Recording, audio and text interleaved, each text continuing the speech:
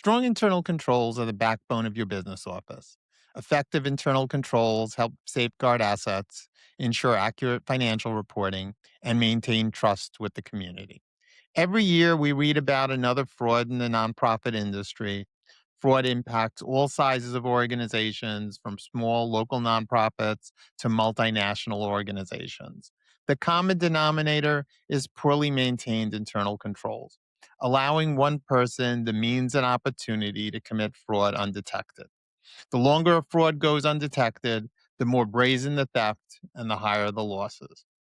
I know many board members and executives feel confident that if they was a fraud in their organization, it would be detected by their auditors during their annual audit.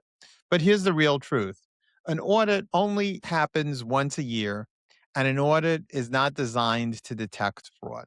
The purpose of the audit is to determine if the financial statements are fairly stated in all material respects. So a fraud that's not material to the overall financial statements may go undetected, and even if it is detected, it's going to be too late. The year is over, the theft already occurred. In addition, auditors sample a series of transactions to comfort themselves to your organization's internal control processes. They don't retest 100% of your transactions. Waiting for somebody else to tell you what went wrong or that you had fraud is poor governance. Hi, I'm Joe Blatt, and welcome to Joe Talks Nonprofits.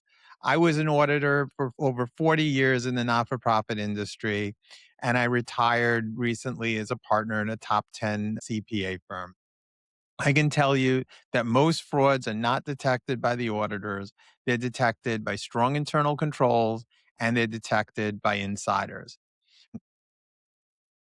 Today, we're going to dive into what proper internal controls should consist of, where your organizations may be most vulnerable, how to build effective internal controls that will help your organization mitigate the risks of fraud. And if you stay till the end, we will reveal the number one tool organizations can implement to help detect fraud in their organizations. Let's get started with understanding two basic definitions. First is process. This is how your organization captures data, changes data, and potentially introduces possible errors. In plain English, this is how you go about doing something from start to finish. For example, billing, depositing cash receipts, processing payroll. Controls, on the other hand, are how you prevent, detect, and correct errors throughout the process. Okay, let's go through a few examples. In your cash receipts process, you receive payments from tuition, contributions, fee for services, and other revenue sources. The process starts with your receipt of a payment from a customer, and it continues through the deposit process and the recording into the general ledger.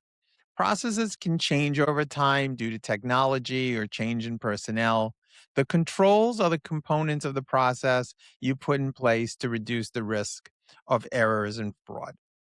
To develop your controls, you need to ask yourself what could go wrong and what controls do we have in place to mitigate or prevent an error or fraud. Sticking to our cash receipts example, if the bookkeeper opens the mail, separates out the checks that needs to be deposited, prepares a deposit slip, goes to the bank and deposits the funds, records them in the general ledger, and at the end of the month also performs the monthly bank rec, you can see where this person could make an error or commit fraud, and it might go undetected. Segregation of duties is a key component of internal controls. It prevents or detects fraud when implemented properly. Many of you may be saying, what if we don't have a large enough staff to truly segregate our fiscal duties? We'll address some of those compensating controls later in the episode. Segregation of duties should divide up process responsibilities into three areas: access, recording, and monitoring. Access is who can touch the transaction. In this case, who has access to the physical cash, checks, or other funds. Recording is who posts the transactions into the general ledger. And reconciliation is who is comparing what was deposited to what was recorded in the general ledger, or who is performing the bank reconciliations. If you can separate these three sets of duties, you will have a stronger set of internal controls. Let's go through a few examples. The person opening the mail, logging in all the checks, and stamping all the checks for deposit only before taking them to the bank. This is the person who has access. This should be separate from the person who posts the check into the general ledger. This is the recording function. And lastly, the person who's reconciling the deposits to the general ledger and performing the bank reconciliations is the person who has the monitoring function. If you think of cash disbursements, the process and controls would function similarly. You would look at the process of cash disbursements and make sure that the person approving the invoices for payment is not the same person as the person signing and mailing the checks or the person performing the bank reconciliations. When we think about controls, we generally divide them up into two major categories. The first is preventive. This is the strongest control. It stops the risk of fraud before it happens. And the second is detective. These controls are meant to catch an error or fraud after the fact.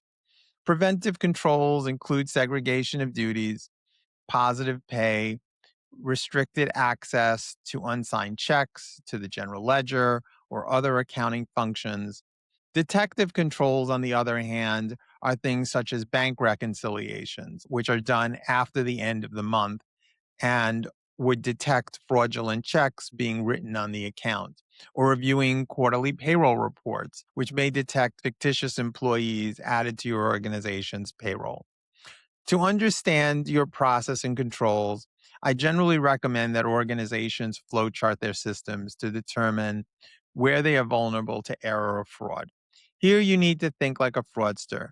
You then need to implement controls over the processes that are vulnerable. The Association of Certified Fraud Examiners prepares a report to the nations every couple of years. In their most recent report in 2026 on occupational fraud, it found the organizations lost 5% of their revenue to fraud annually. 90% of the fraud involved asset misappropriation. The other 10% related to financial statement fraud and corruption. We will focus on asset misappropriation for the balance of this episode, but keep in mind that there is significant overlap between these three types. The study also found that 10% of all frauds occurred in nonprofit organizations. The study looked at what cycles of transactions were most vulnerable and pointed out that billing was the highest, followed by expense reimbursement, skimming, and payments and check tampering.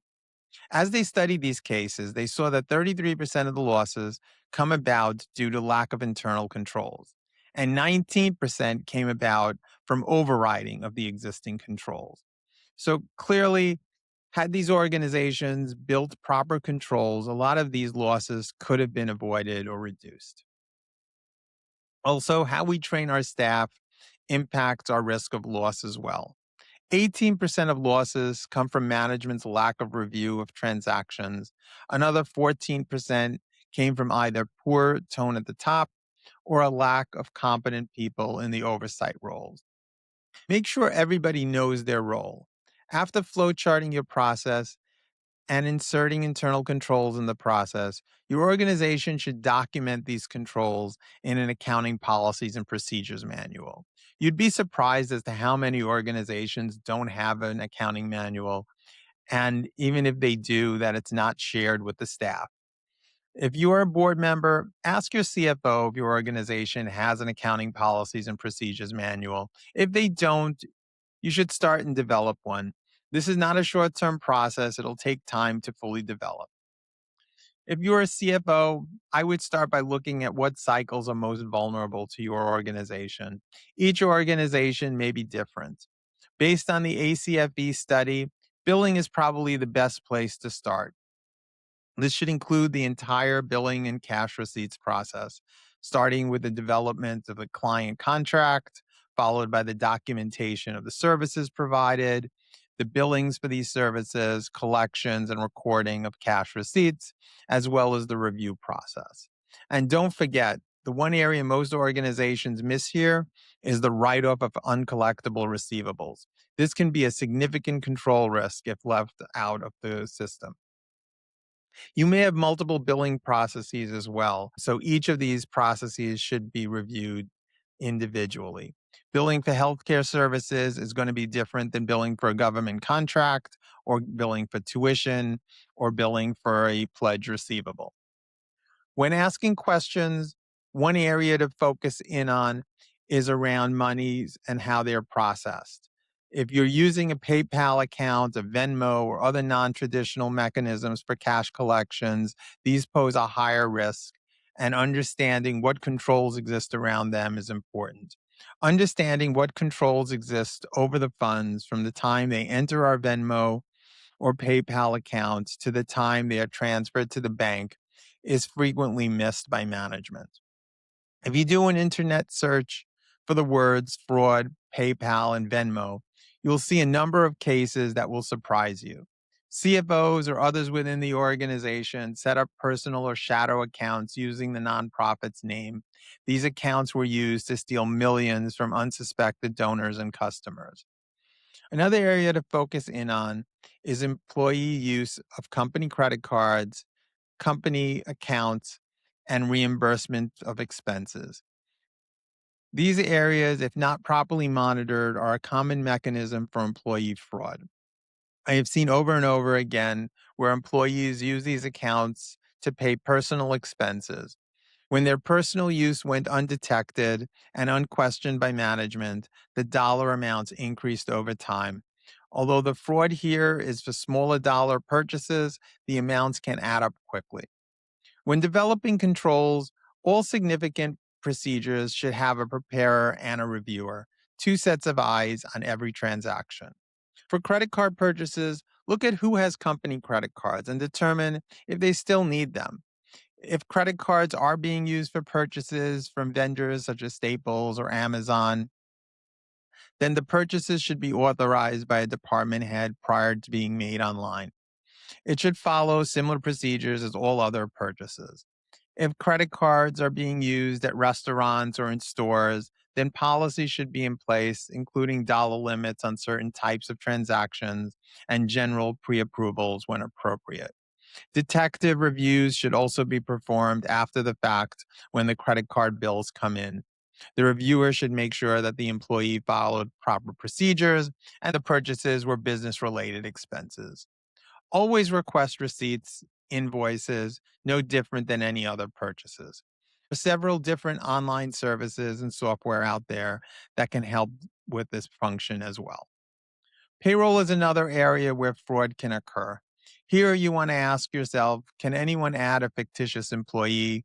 Can they change a pay rate inappropriately? Can they add unauthorized overtime or vacation days to an employee's balance? And then what are our controls to stop or detect this from happening? The one area most organizations forget to monitor are journal entries. It seems less risky, no cash is impacted directly, no one can steal a journal entry. But what people forget is that journal entries are a fraudster's best friend. They use it as their accomplice. They use journal entries to hide their theft.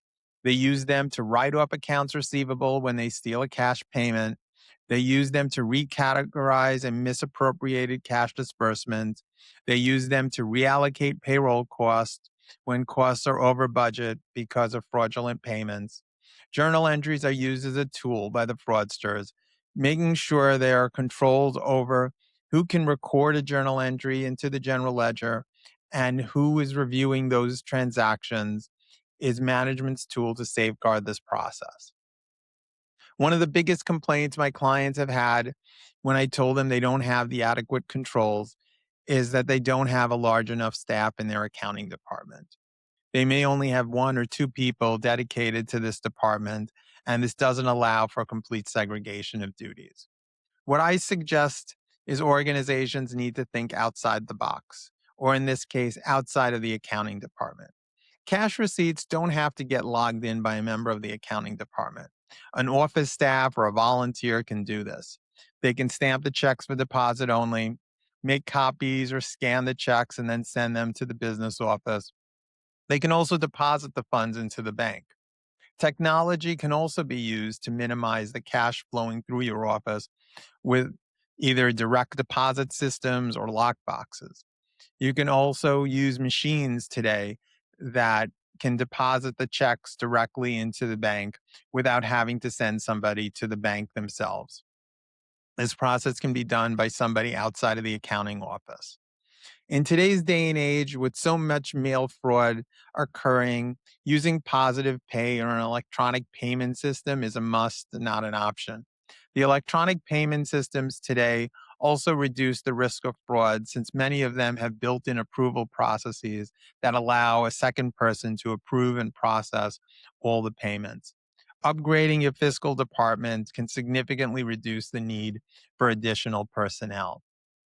For payroll, when there isn't sufficient personnel to review the payroll reports, have the CEO review the payroll reports, including any new employees that were added or any changes in the pay rates.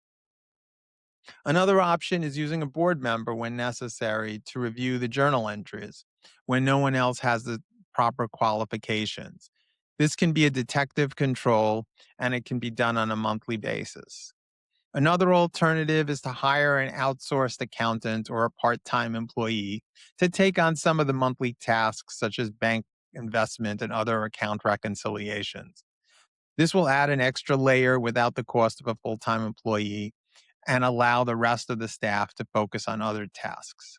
There are a lot of retired accountants that would probably like a bit of work. In many cases, they may also act as a mentor to your fiscal staff.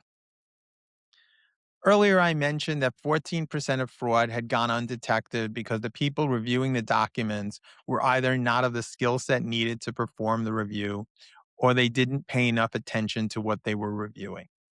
During my career, I watched board members sign batches of checks for their organization while I was presenting the financial statements. They barely looked at the supporting documents and they didn't ask any questions of management. When I discussed this with one of them, they told me that they were the second signator. So as long as someone else already reviewed, they believed there was adequate support. This is how fraud can occur. If the individual does not understand their responsibilities, then they make errors. I've also seen CEOs give their signature plates with their signatures to their assistants or give it to the CFO to sign the checks.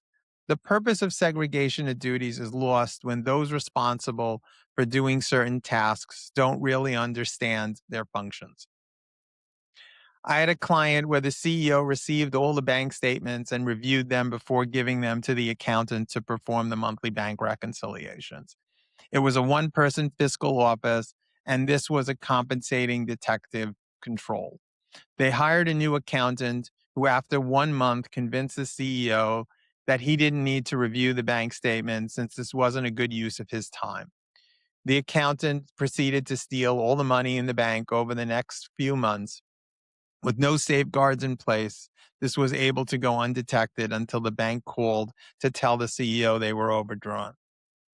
Since this went on for several months, the bank took no responsibility and the organization was fully liable for this loss. Segregation of duties is not only for large organizations, they are necessary for all size organizations. Compensating detective controls are always possible. They are not as good as preventive controls, but they can reduce losses in the long run. Remember, when you develop internal controls, you're developing these controls over processes, not the person in the position today. People come and go. People's financial situations change. Motivation can come in at any time, both from inside or outside the organization. Even the most robust anti fraud protection will not prevent every attempted fraud. This is why you always need to have a mechanism designed to catch fraud as soon as possible after it starts. Earlier, we talked about the effectiveness of audits as a tool to detect fraud. Do you know what was been the most effective tool year after year? Based on the Association of Certified Fraud Examiners' most recent report, 43% of fraud was initially detected through a tip. This is why every organization needs to have an effective whistleblower policy. Internal audits detected 15% of fraud. External audits, only 2% of fraud. This is substantially less than the 43% detected by tips. Think of that. External audits took an average of 18 months to detect the fraud, with an average fraud getting $375,000, while a whistleblower fraud was detected within 12 months with only an average $100,000 of fraud. More than half of these tips come from an employee. So making sure we have a safe means to report it is important. Having a clear process to whom they can report the fraud and at least two people they can report to is important. You don't want the whistleblower to be afraid to report fraud if they suspect the person they are reporting to is somehow involved. This is why you may want to use an outside firm, such as a law firm or an accounting firm, to capture the initial data. These firms can make it easier for whistleblowers to report anonymously. I know at my old firm, Forbes Mazars, we had a service called Integra Report, which some of our clients used. It offered web based anonymous reporting, and it was very effective. In an earlier session, I talked about three key policies every organization should have. And one of those was a whistleblower policy. And this is one of the reasons why. If you haven't listened to that episode, it's a good time to get a refresher. Also, setting a strong tone at the top is important. A clear code of conduct for your staff. Make sure they understand the ramifications of committing fraud or looking the other way while others may be committing fraud, and that this is unacceptable. Provide fraud awareness training.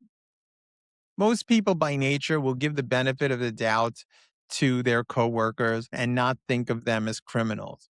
Helping to make them aware of the risks will make them better at their job and increase detection by 2 times.